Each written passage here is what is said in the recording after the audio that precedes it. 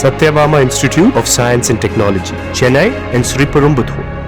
காரைக்குடி மாநகராட்சி அலுவலக வாயிலில் பெண் ஒருவர் கையை அறுத்து கொண்டு போராட்டத்தில் ஈடுபட்டு சம்பவத்தால் பரபரப்பு ஏற்பட்டிருக்கிறது. அந்த காட்சிகளை பார்க்கலாம்.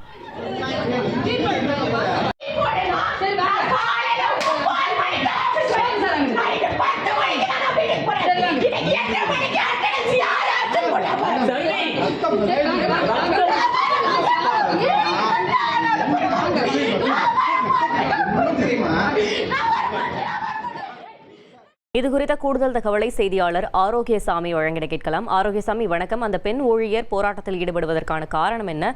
கள விவரங்கள். வணக்கம். சிவகங்கை மாவட்டம் காரைக்குடி மாநகராட்சியானது கடந்த 6 மாதங்களுக்கு முன்பு தான் அது தரம் உயர்த்தப்பட்டது.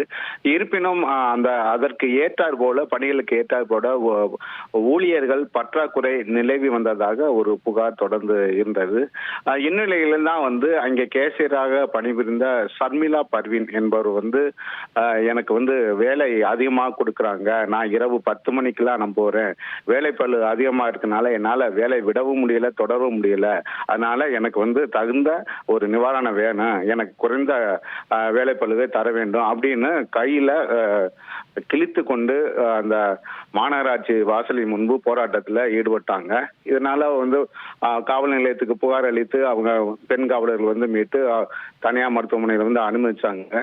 இது குறித்து அந்த மாநகராட்சி கமிஷனர்கிட்ட நம்ம விளக்கம் கேட்கும் பொழுது அவர் எப்பொழுதும் பணிக்கு தாமதமாக வருகிறார், தாமதமாக வருவதால் நாங்கள் அவர் ஏன் அப்படி வருகிறார் என்று அவர் மீது நடவடிக்கை எடுத்ததற்காக அவர் இவ்வாறு நாடகம் ஆடுகிறார் என்ற கருத்தும் அந்த கமிஷனர் சார்பில் விளக்கம் கொடுக்கப்பட்டது. உண்மைகள் என்ன என்பது விசாரணைக்கு பிறகுதான் நமக்கு தெரிய வரும்.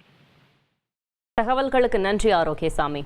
Satyabama Institute of Science and Technology, Chennai and Sriperumbudur.